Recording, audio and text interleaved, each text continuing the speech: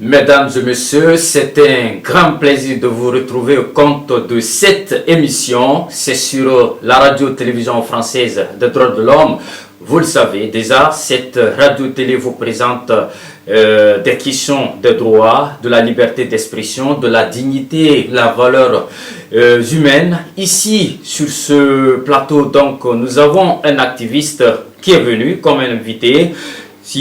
Son nom c'est Jean-Noël Mendy, qui est venu avec beaucoup de notions pour en débattre cette question qui est droit de l'homme. Après quelques absences, on se retrouve de nouveau pour continuer le combat parce que ce combat c'est le nôtre, c'est au péril de notre vie.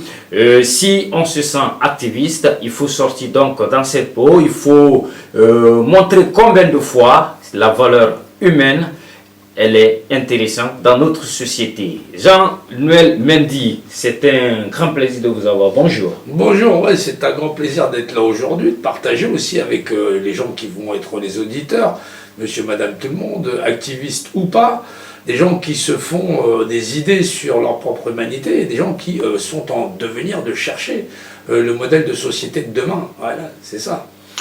Alors, Jean-Noël Mendy, comme vous l'avez bien entamé, je pense qu'aujourd'hui, vous n'êtes plus à présenter pour tout le monde, mais peut-être certains ne vous connaissent pas. Oui, donc, oui, membre de l'administration fut un temps, spécialisé dans les constructions, le bâtiment, dans tout un tas d'événements.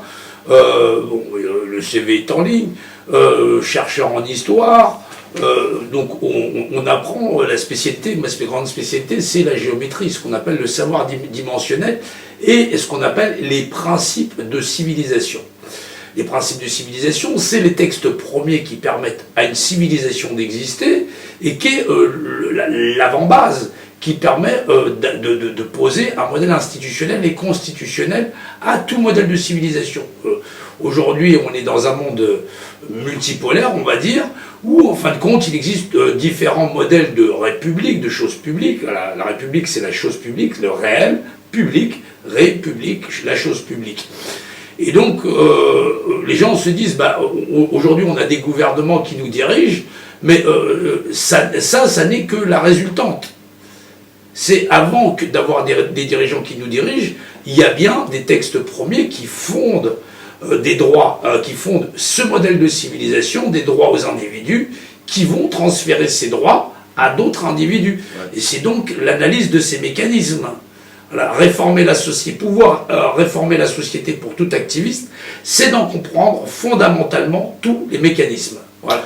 Tous les mécanismes. Jean-Noël Mendy, notre invité ici aujourd'hui sur ce plateau pour en débattre long et en large sur le sujet des droits de l'homme. Thématique donc du jour, solution pour construire un nouveau monde. C'est pourquoi nous allons sans transition s'attaquer sur les différentes questions ici notées sur notre liste. Alors, Jean-Noël, la toute première question de cette partie, c'est-à-dire de notre émission, portera sur le nouveau monde aujourd'hui et en quoi on peut résumer ce nouveau monde. Comment vous voyez ce nouveau monde? Alors le nouveau monde, il n'est pas encore, on est toujours dans un système féodal. Quoi qu'il en soit, on est toujours dans des principes d'hégémonie, de grands maîtres propriétaires terriens qui sont à la fois des États, des cités-États, si je puis dire, ou des gens des États qui règnent sur d'autres États. On peut voir ça, le rapport qu'on a pu connaître en France-Afrique. On a aussi la Chine-Afrique, on a la Russie-Afrique. L'Afrique est très... on voit bien la mainmise sur l'Afrique, mais on a aussi le même phénomène en Amérique du Sud. C'est-à-dire qu'on a des États du Nord qui sont très très puissants, des États émergents comme la Chine aussi, et en fin de compte des richesses qui sont un peu partout.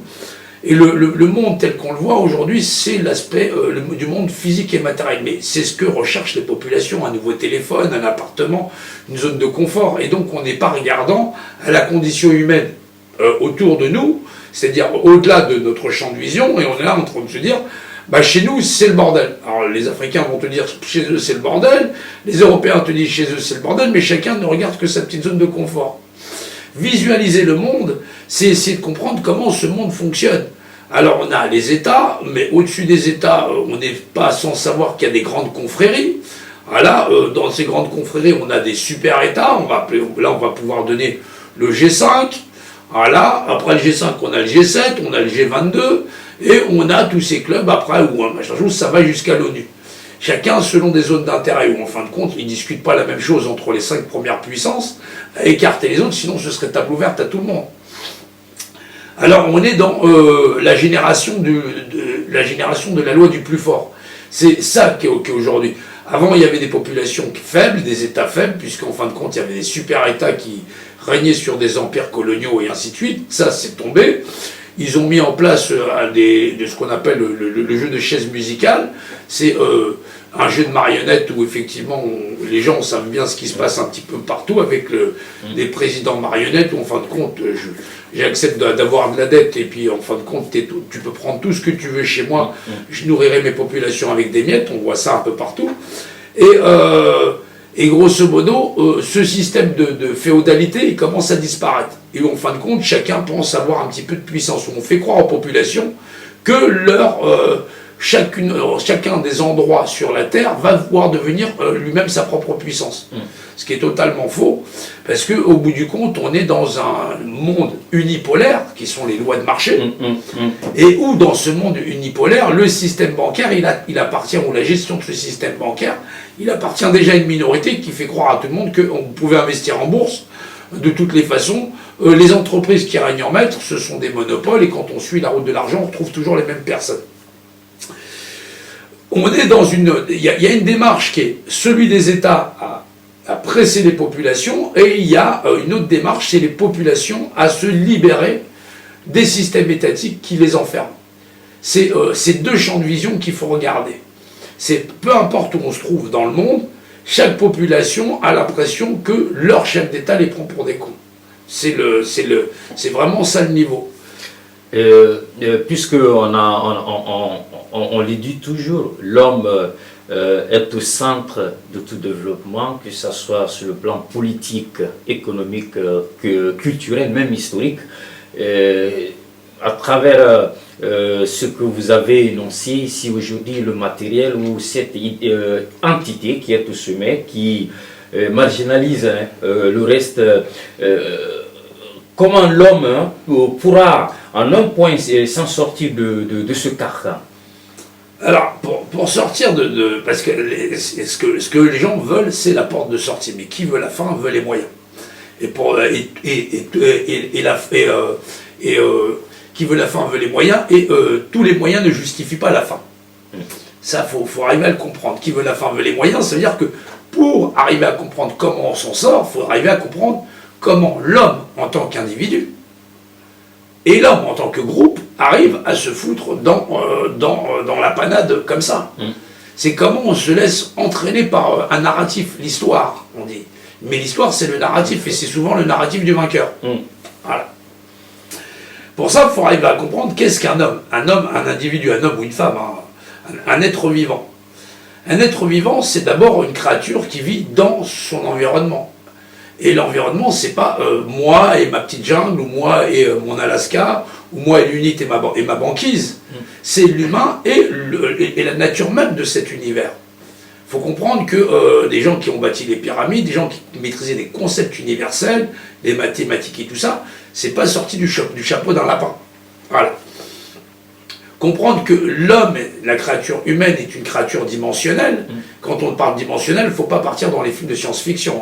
C'est-à-dire devant, derrière, notion de côté, voilà, le haut, le bas. Voilà, qu'on construit une maison du sol vers le haut. C'est-à-dire qu'on est capable de comprendre des conceptuels. Et donc, on est des individus dimensionnels. Et dans cette dimensionnalité, chacun est au centre de son propre monde. Et donc, chacun maîtrise sa propre représentation. Et en fin de compte, on se retrouve avec l'homme représentant lui-même, et l'homme lui-même a ignoré cette notion et le transféré à un autre individu. Et la non-maîtrise de conceptuel par l'individu et par un groupe d'individus.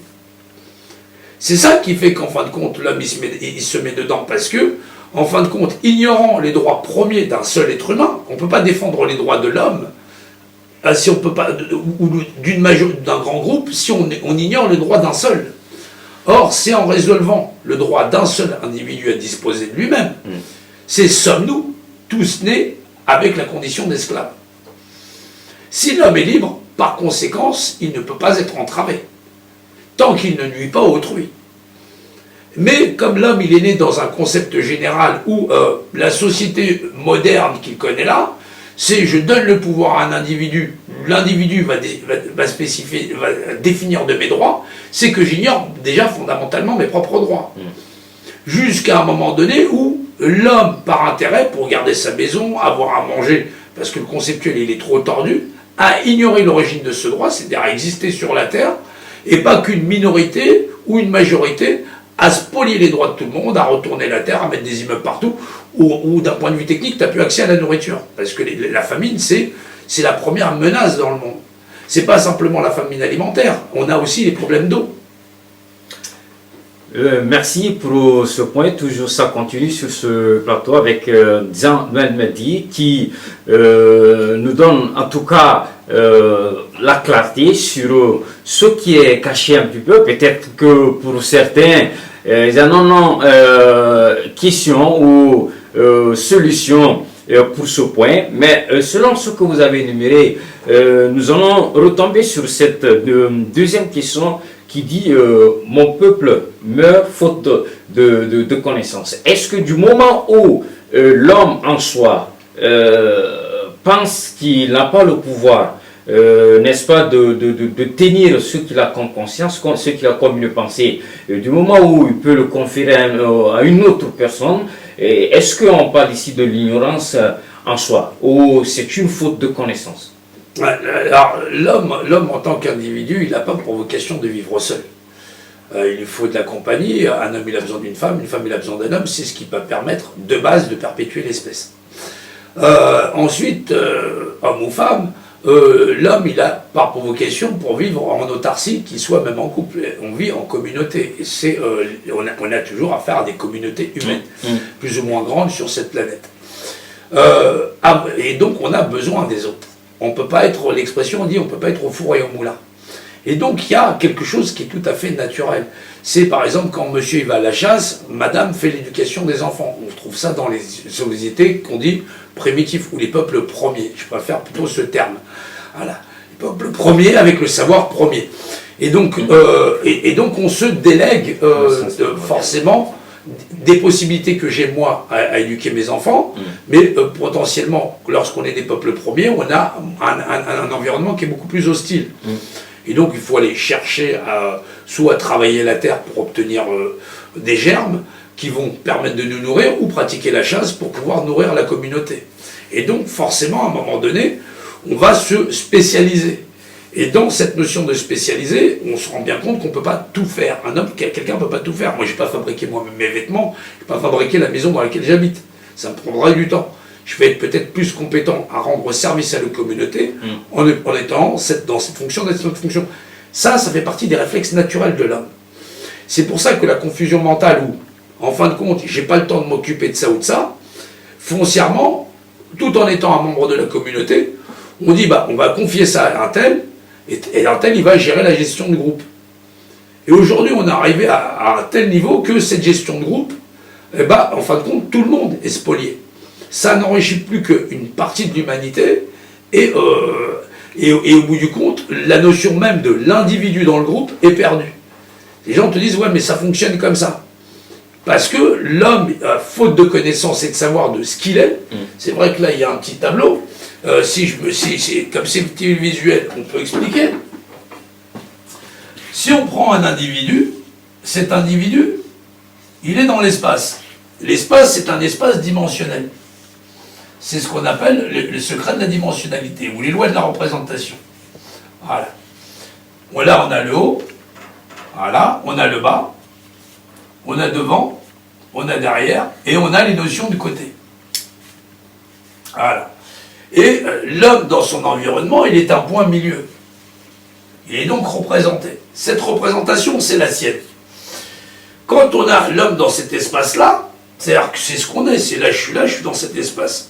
Je me confère des droits à moi-même. Et fondamentalement, ces droits-là, c'est les mêmes que celui d'en face. Sauf qu'à un moment donné, on est tous sur le même plateau, et sur ce plateau-là, on se présente tous. Et à un moment donné, il y a des gens qui vont te dire, les droits où on est tous égaux là-dedans, il va falloir que tu me les transfères à moi. Ça, c'est le système d'électorat. Et en fin de compte, on signe un papier blanc à des individus qui vont s'ériger au-dessus de la pyramide des normes et qui vont contrôler les individus, puisque les gens sont les mandataires de leur propre bourreau. Et eux, ils vont définir ensuite comment les autres êtres humains ils vont vivre. Au départ, les hommes, ils sont bien égaux, jusqu'à ce qu'ils y renoncent. Parce que dans cette boîte-là, tu donnes à l'aveugle, tous les droits que tu possèdes sur toi-même, sur ta famille et ta propre gestion. Ta représentation. En mathématiques, on disait, définissez un point. À quoi ça sert un dictionnaire? Je prends un chien, voilà, ou je prends une voiture, on va faire une voiture parce que c'est plus facile à voir sur la caméra. Voilà. On va prendre un chat, parce que c'est plus facile à faire, les oreilles pointues, hop, le chat, voilà, hop, hop, enfin un bonhomme comme ça, hop, avec la petite queue, bon, machin chose, voilà. À quoi ça sert un dictionnaire? Ça sert à définir. Un dictionnaire, c'est l'art de dissocier les choses, là je peux définir qu'il y a deux bonhommes. C'est deux choses de même nature, c'est donc deux choses égaux. J'aurais pu mettre deux œufs, c'est deux œufs, ça ne fait pas de problème chez les gens. Un dictionnaire, ça sert à définir, mais les choses, on définit quoi? Une image. L'image d'une voiture ou l'image d'un chat, par définition, c'est pas la même chose. Et ça, tu le sais, d'un seul bloc, d'un seul tenant, de par l'esprit, dans le rapport de masse et la valeur structurelle. D'un seul tenant. Maintenant, un chat et une voiture, ça n'a pas la même mesure. On parle de la valeur d'unité. Et en fin de compte, là, on a un petit code. Pour percevoir les choses, on perçoit les choses par Dieu. Dieu, c'est la législation omnisciente, omniprésente, omnipotente, qui permet de définir de toutes choses. C'est normal, puisque si j'ai deux objets, même si je ne sais pas ce que c'est, dans les formes et dans l'assemblement, je n'ai pas la même perception. Sinon, j'aurais affaire à deux choses identiques par les principes de perception. Percevoir quelque chose, ou voir l'apparence de quelque chose, même avoir une idée, c'est imager une chose par définition. On définit donc une image. Cette image, elle existe. Elle est concrète ou abstraite. De par l'esprit, dans le rapport de masse, c'est la valeur structurelle. On trouve ce symbole inversé. On dit, en mathématiques, on dit l'ensemble des existants. C'est-à-dire, quand on s'intéresse aux mathématiques, on doit s'intéresser au rapport dimensionnel. Dans l'abscisse, c'est l'ordonnée. Les gens, ils ont tous connu le papier millimétré. Ces lois-là, c'est ce qu'on appelle les lois du cube. Là, on trouve ça dans certaines religions où le cube, c'est la représentation cosmique de tout ce qui est. Mais maintenant, quand vous allez mesurer cette pièce, vous allez la mesurer en mètres cubes. Quand vous êtes sur une surface à plat, vous la mesurez en carré. Parce que c'est les lois de la création, la représentation. Horizontalité, verticalité, avec la profondeur. Cette représentation, c'est la vôtre. Et c'est ça que va sacraliser le Mende Kalikan, ou effectivement la sacralisation des droits de l'homme et du citoyen. La représentation de l'individu, c'est les droits fondamentaux et les droits des êtres humains. Simplement, on se retrouve avec des populations qui n'ont pas la compréhension des textes premiers dans le verbe, et qui font qu'en fin de compte, l'ensemble des êtres humains va, comme à l'abattoir, aller confier à une minorité, encore une fois, ses droits souverains. Et chacun renonce à sa souveraineté. Et ça continue, mesdames et messieurs, les démonstrations de la mathématique et la spiritualité, tous confondus, ici sur ce plateau avec Joël Mendy, qui d'ailleurs était sur la démonstration pour pouvoir porter en tout cas la lumière sur peut-être l'ignorance qui aujourd'hui se trouve dans la société humaine, puisque l'homme est au centre de tout. Je l'ai dit à l'entame de cette question qui a été développée sur le tableau, que l'homme est le centre économique, politique, social, culturel, même historique, et c'est cela on vient de voir sur le tableau. Ça continue. Donc pour des questions qui s'en suivent ici, c'est de toucher ce qu'on appelle de la multipolarité. Vous avez cité l'Amérique, c'était à l'intro de cette émission, vous avez cité l'Afrique. Aujourd'hui, on voit que surtout l'Afrique y est la prédilection, n'est-ce pas, des autres États, ou des États qui se retrouvent pour une certaine compétitivité, pour des ressources naturelles qui se retrouvent en Afrique, dans tous les côtés, dans toutes les régions. Et si on parle de la multipolarité, ça s'oppose à ce qu'on appelle d'un monde unipolaire. Et on cite aujourd'hui, on voit quand même des nations qui se retrouvent, comme nous prenons par exemple des BRICS. C'est des États qui ont accepté de mettre ensemble leurs efforts. Vous avez le Brésil, vous avez l'Afrique du Sud, l'Inde, la Chine, la Russie. On appelle en tout cas cette entité la multipolarité. Pour vous, cette multipolarité devait aujourd'hui être une notion forte pour les autres nations, pour pouvoir avoir une certaine, n'est-ce pas, solution fructueuse pour la réussite de ce monde. Malheureusement, moi je dirais que c'est un leurre, ça reste un leurre. Il faut déjà comprendre la place de l'Afrique dans le monde. Pas en tant que place de l'Afrique en tant que population, ou population politique, ou force humaine.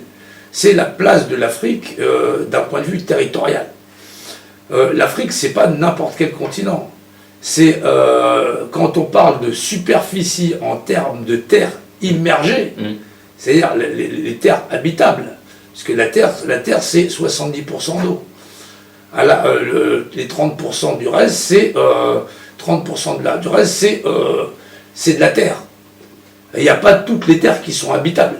Déjà, tous les secteurs ne sont pas habitables et fructueux. Représenter un tiers des terres immergées, l'Afrique a une place très spécifique.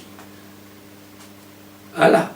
C'est-à-dire que sur 70% de surface où on ne peut pas habiter, qui est l'eau, il reste 30% de surface qui sont la terre, au pôle sud, on ne peut pas y aller. Voilà, c'est glacial. On ne va pas habiter les terres les plus au nord, ce n'est pas des zones où on peut produire. Donc sur les 3 tiers des terres habitables, il y a une bonne partie qui n'est pas, on peut rien faire. Voilà, que ce soit les grandes montagnes, les grandes zones montagneuses, c'est de la rocaille. Représenter à soi tout seul un tiers des terres arables, des terres émergées, l'Afrique a une superficie que sur les cartes n'a jamais été représentée. La superficie structurelle de l'Afrique en tant que continent, c'est immense. Et je crois que les Africains n'en ont toujours pas compris. Sinon, ils comprendraient que négocier l'Afrique, c'est une erreur. Penser que être partenaire économique avec d'autres, c'est une erreur. Penser en tant qu'être humain, ça, c'est la solution. Le monde, il n'est pas fait pour s'opposer. Là, le monde multipolaire, c'est un monde multipolaire où on nous fait croire cette multipolarité. Là, le monde des gouvernants, c'est un monde unipolaire. Il y a ceux qui gouvernent le monde et ceux qui sont gouvernés. Voilà. C'est ceux qui gouvernent eux-mêmes, entre eux, ils ont des rapports de force. Il y a ceux qui sont d'infériorité, il y a ceux qui sont supériorité. Mais les puissants ne participent pas avec les faibles par expérience. On n'a jamais vu un plus fort tendre la main à un petit pour lui rendre service. Ça ne s'est jamais vu dans l'histoire humaine. Et pas au point où les populations ne sont juste que des consommateurs. Ça n'a pas de sens. C'est pour ça qu'on on va vers un monde unipolaire parce que l'homme, il va prendre une leçon. Il est en train de prendre une leçon. On voit bien que partout dans le monde, toutes les populations, quelles qu'elles soient dans chacune de leur propre nation, à l'échelle locale, sont en opposition avec des systèmes de gouvernance gérés par, soi-disant des gouvernances, mais derrière par des grandes confréries et ainsi de suite. Le secret, pour qui est un peu érudit, il n'y a pas de secret là-dedans. Les gens le comprennent. Maintenant, dans ces populations, il commence à avoir une réflexion, non pas simplement sur comment on fait pour devenir calife à la place du calife, mais quelle est la place de l'homme ou de chaque être humain dans l'univers. Il y a une réflexion sur, on appellerait entre guillemets la spiritualité. C'est intellectuellement, qui suis-je? Que sommes-nous? Et on tente à dire on est tous que des êtres humains, mais ça, faut le prouver. Voilà. Être, c'est l'esprit, humain, c'est la matière, c'est humus, la matière. Ça, c'est humain. Un téléphone, un objet, une table, c'est humain, c'est humus, la matière, la matière. Être, la notion d'être, ça dépasse l'entendement de la matière.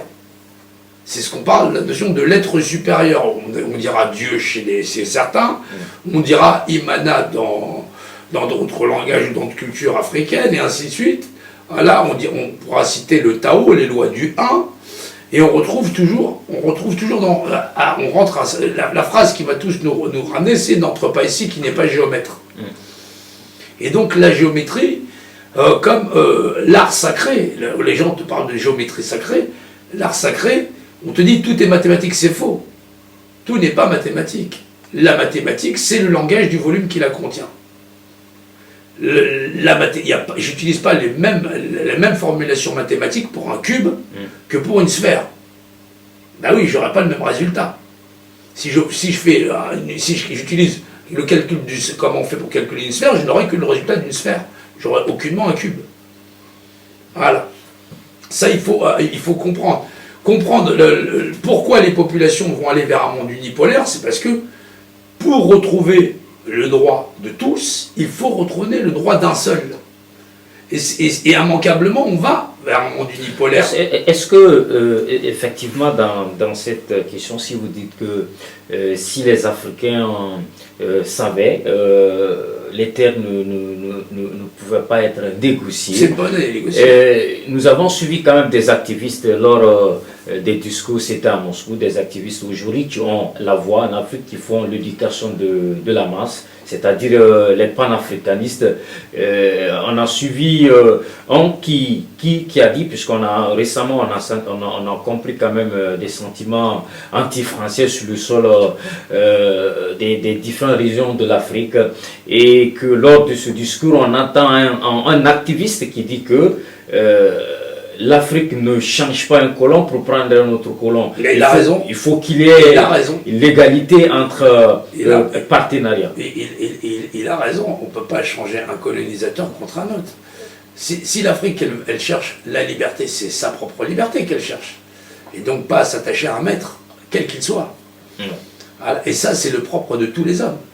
Quel homme qui vient enchaîner n'aura pas pour but de briser ses chaînes? Celui-ci, c'est un être humain. Ouais. Et donc il est né libre. Sans cesse, il cherchera sa liberté. Sinon, celui qui ne le fait pas, il est né esclave. Voilà. S'il y a des esclaves, c'est qu'il y en a qui ne le sont pas. Le problème, c'est le fait que les gens veulent imposer. C'est-à-dire que dans chaque être humain, il se cache un mini-dictateur. Ce mini-dictateur, c'est chacun, c'est comme si moi je dis, en fin de compte, ce serait bien que tu ailles voter pour un tel ou un tel. Je te vends mon concept, mais tu es né libre. Qui est né pour pouvoir te diriger, te contrôler? Forcément personne, puisque ta liberté, c'est la tienne. La liberté de l'homme, l'homme, pour gagner sa liberté, il doit s'attacher, et donc s'emprisonner avec la connaissance, le savoir. La connaissance, le savoir de lui-même, ce qui est bon pour lui-même, mais aussi ce qui est bon pour les autres. Et donc ça passe par un système éducatif, forcément. Un système communautaire. Ceux qui contrôlent le monde, ils l'ont très bien compris. Il y a des mécanismes de base, que sont l'éducation, donc du coup cette éducation elle est orientée à leur seul profit, et qui n'est pas la connaissance du soi, mais la connaissance de je me soumets aux institutions et je suis, en fin de compte, je deviens un de ces pions. C'est pour ça que moi, quand je fais des vidéos et tout ça, j'utilise le tableau parce que au bout du compte, à faire arriver à comprendre qu'on n'est qu'un objet dans l'espace, on n'est pas n'importe quel objet. On est des objets capables de conscientiser et d'être objectifs sur l'objet qu'on est. Ouais. C'est pour ça que si je dis je suis objectif, oui, c'est parce que je suis un objet pensant. Un appareil, un verre d'eau, ne peut pas dire qu'il est objectif sur le fait qu'il soit un verre d'eau. Il est simplement un objet qui ne peut pas objecter. Pouvoir être objecté, c'est avoir conscience du concept d'objet, mais d'objet qui appartient d'abord à lui-même et qui appartient avant primo à la création. Et donc soumis à cette création. C'est ce que savaient les peuples premiers. C'est ce qui a permis, il y a en 1200 quelque chose, de générer le Mendé-Kalikan. Dire que les gens sont d'abord propriétaires d'eux-mêmes. Chacun est libre de lui-même. Et qu'on va retrouver en 1789 sous la forme « Les hommes naissent libres et égaux en droit ». Voilà, sous l'égide de l'être souverain, sous l'égide de l'être suprême. Et donc la notion de l'être. La notion d'être suprême, c'est ce qui est avant que même nous ne soyons, ou que la création ne soit. L'esprit qui génère la création, ou le rapport dimensionnel. C'est pour ça qu'il faut, on ne pourra pas changer. C'est-à-dire que les gens, reposant sur les acquis sociétaux sur lesquels on est là, ne changeront pas la société. Il va falloir qu'ils fassent l'effort de comprendre l'objet que nous sommes dans cette création et les droits. Si moi j'ai des droits, l'autre n'en a pas moins. Voilà. Si les gens cherchent la liberté, ils ne peuvent pas imposer un dictateur au reste de l'humanité. Ce serait emprisonner un seul. Et donc on serait toujours dans un cycle où on répéterait l'esclavage de personnes qui n'ont pas désiré avoir de maître. Mesdames et messieurs, ça continue. Merci pour cette fidélité sur la radio-télévision française des droits de l'homme, toujours avec notre activiste qui donne des détails cachés, qui met la lumière sur des points focaux. C'est extrêmement important. Faute de connaissances, notre société s'effondre. Il faut s'en sortir pour qu'il y ait un nouveau monde d'où les hommes seront libres, pour que la misère soit éradiquée, la terreur, mais aussi la barbarie. Merci, ça continue. Peut-être avant de s'attaquer sur les deux dernières questions ici, puisque j'ai eu un petit peu peut-être de les toucher, mais est-ce qu'aujourd'hui le monde d'où nous vivons est-il démocratique, monarchique ou théocratique? Alors le problème, ça, déjà, il est monarchique, il est suprémaciste. Il est suprémaciste et les grands monarques qui contrôlent ce monde vont laisser aux hommes la liberté de croire. C'est pour ça que la démocratie, elle s'est largement répandue par rapport au système royal, parce que du coup, les gens ils pensaient qu'ils accédaient à la liberté. En fin de compte, c'est l'esclavage pour tous. Et en fin de compte, les gens, c'est-à-dire que si les gens dépensent autant d'énergie, autant de puissance à faire fonctionner cette machine-là, c'est parce qu'on leur fait croire qu'ils sont libres. On n'aurait jamais obtenu la société de consommation telle qu'on a là et qui va enrichir les plus puissants puisqu'ils contrôlent l'alimentaire, l'agroalimentaire, tous les secteurs, le système bancaire, absolument tout. Tout ce qu'on fait va les rendre plus puissants. Avec des esclaves, avant, il fallait leur taper dessus pour qu'ils arrivent à t'enrichir. Là, l'idée, c'est comment je vais faire pour gagner plus d'argent avec mes esclaves. J'ai quand même amusé à ce que mes esclaves jouent aux esclaves les uns avec les autres. Voilà. Ils iront au café, donc du coup, ils vont être servis par un tel, et qui va être leur serviteur, ainsi de suite. À chaque fois, moi, derrière, je ramasse de la TVA, je ramasse ceci, je ramasse cela, je fabrique les tasses, et ainsi de suite. Il y a une mécanique où l'argent ne va que dans une seule direction. Et même les États qu'on leur a fabriqués, ils vont emprunter de l'argent à moi le tout-puissant qui contrôle le système bancaire et ainsi de suite. C'est-à-dire que les États eux-mêmes ne fabriquent pas leur propre argent. Eh oui, et ils n'ont pas le droit d'emprunter aux autres États. Il y a vraiment cette mécanique qui est mise en place au-dessus des États, la Fed, et ceci, cela. Et ça, c'est eux que ça regarde, c'est les populations.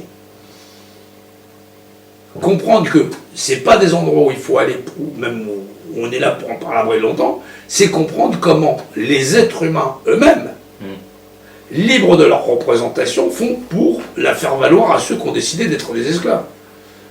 Les gens sont libres de contracter avec qui ils veulent. Pour ça, on va retrouver les textes anciens que sont l'ex mercatoria, voilà, les lois pactisantes. Comprendre que toute la société humaine telle qu'on la connaît, elle est déjà référencée sur longtemps, depuis longtemps. Les gens te disent, ouais, mais les lois, c'est les hommes qui les fabriquent. Non, quand tu choisis de prendre une femme, ou une femme de prendre un mari, elle décide de faire un contrat, elle ne va pas avec tous les hommes. Ou il va pas, c'est un contrat entre deux personnes.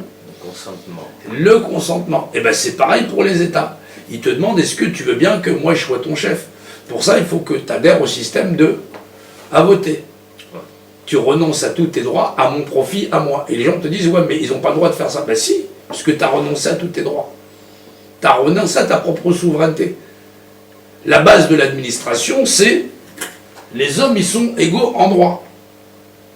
Voilà. Quand on dit nous les représentants du peuple, par exemple dans la déclaration des droits de l'homme et du citoyen, parce que ça glisse dans la déclaration des droits de l'homme et du citoyen, c'est nous les représentants du peuple français. Mais le mot représentant ne veut pas dire les chefs.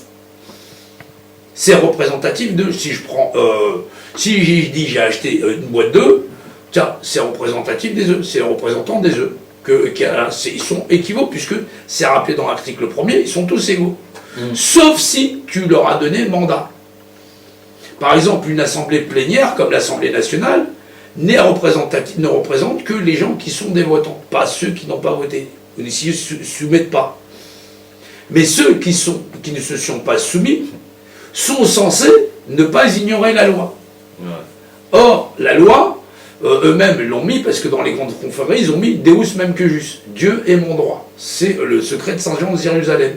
Parce qu'effectivement, comme c'est marqué dans tous les livres, ou en anglais, si je prends un crayon, j'identifie dans l'espace, donc j'identifie.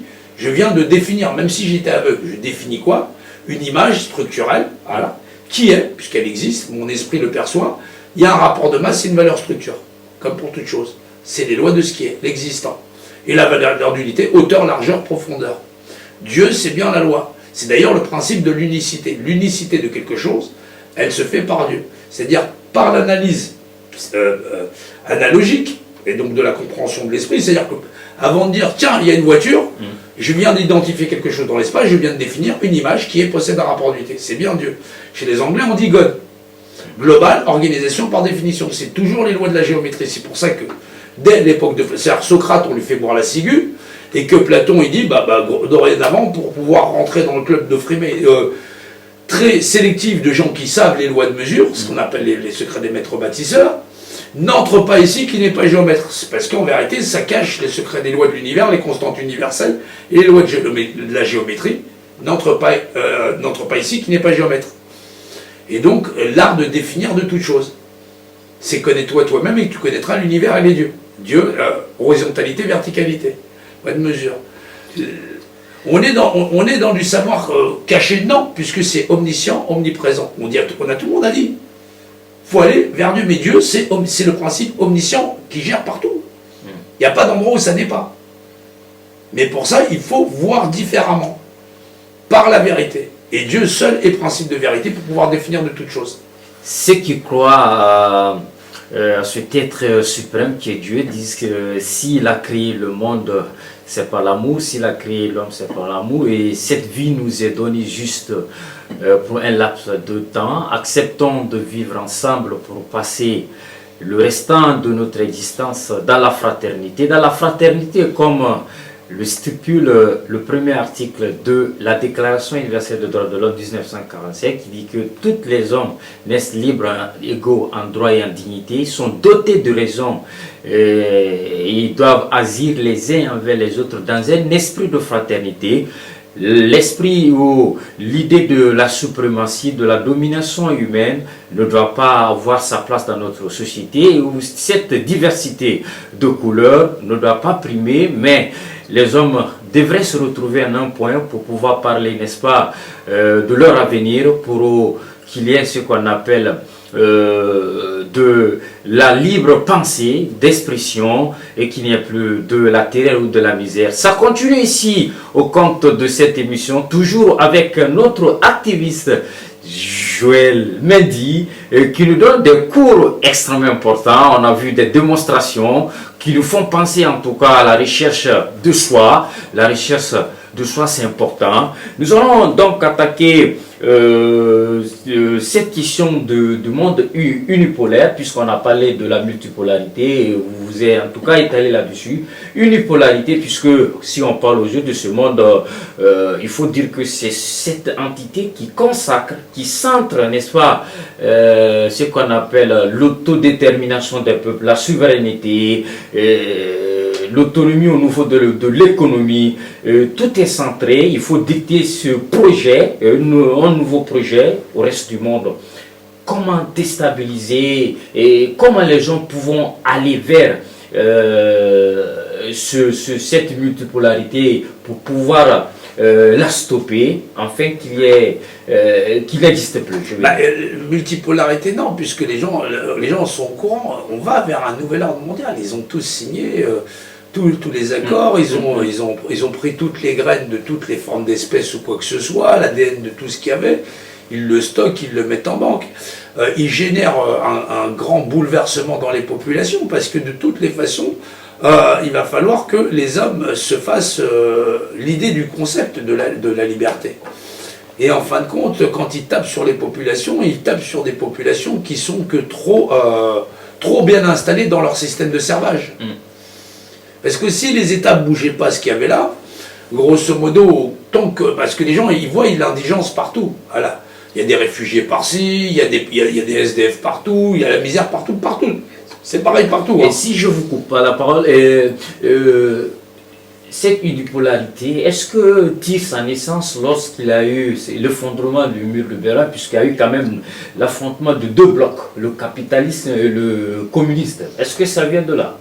Ça, c'est une projection. C'est-à-dire que voir avec les clés du savoir, c'est voir différemment du narratif les vainqueurs qui écrivent l'histoire. C'est totalement...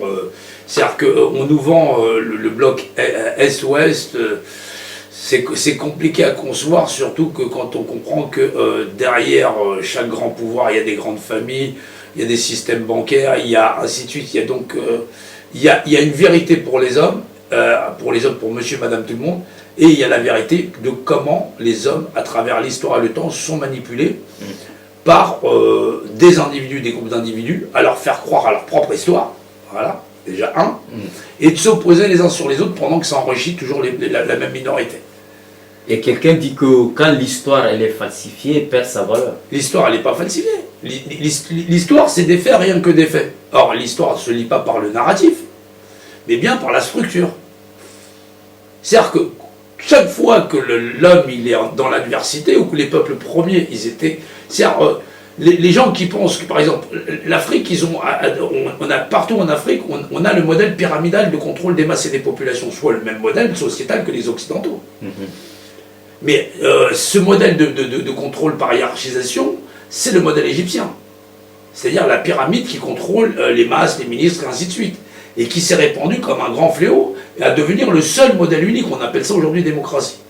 C'est-à-dire où les gens en bas ne sont plus rien, et toujours contrôlés par des élites.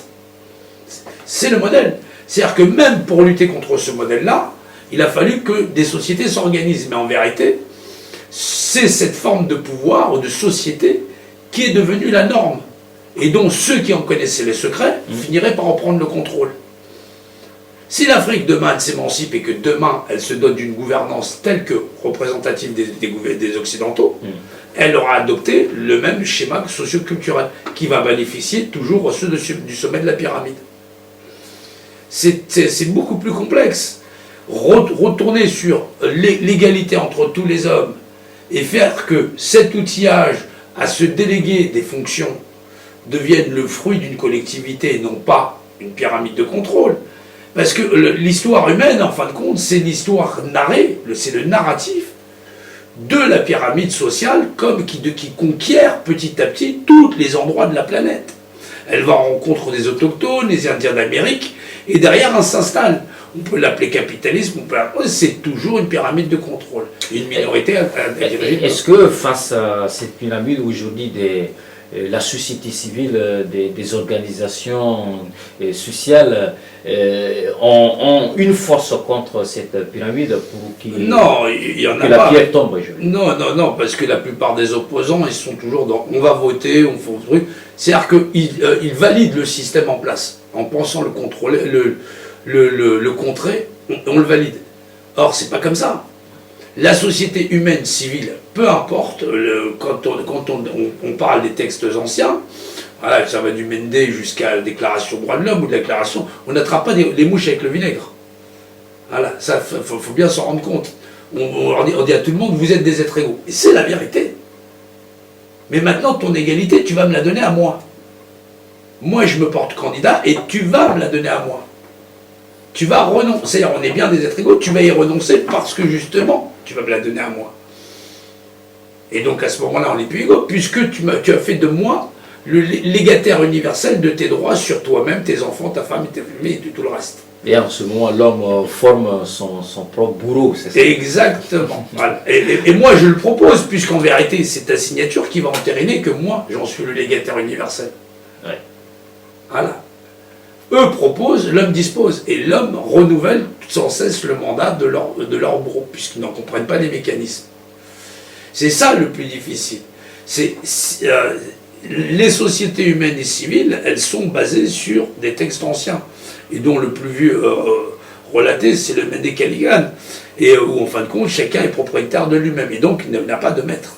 Voilà.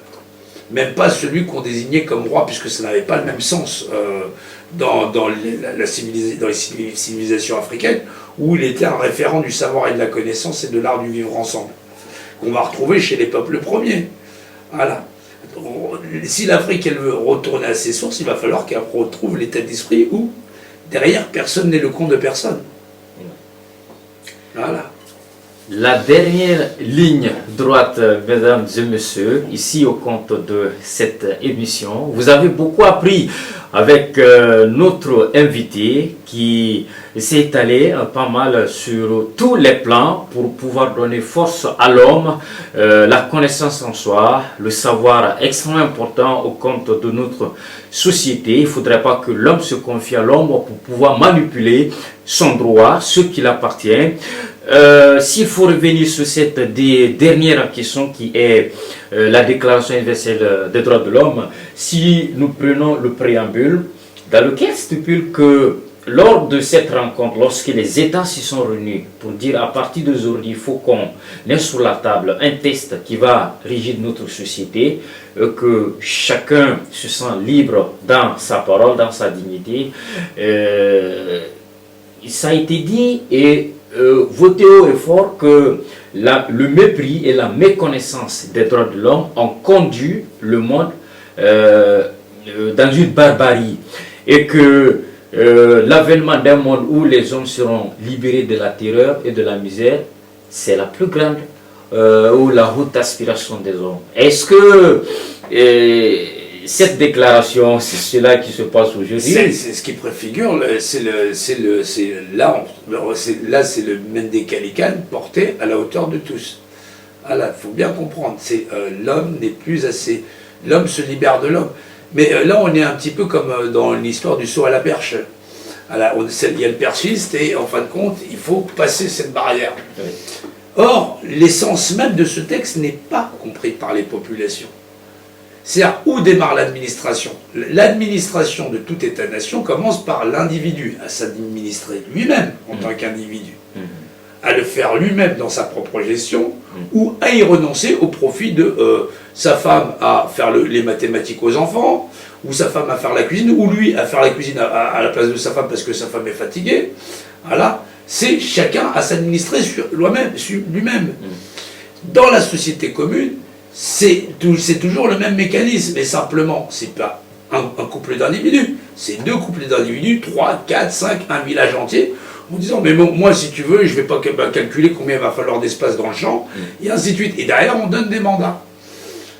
Voilà. Et derrière, celui qui est mandaté à te dire, ouais, mais moi, c'est moi qui ai tout pouvoir. La réponse, c'est, si les gens ne remettent pas à la base l'origine du mandat par la source en disant, moi, je t'ai pas mandaté, voilà, ou comment fonctionne la délégation de mandat, ou l'origine de mandat par principe d'administration, les gens te disent, ouais, mais la loi t'oblige. Non, la loi, elle oblige personne. La loi, c'est je suis représentant de moi-même.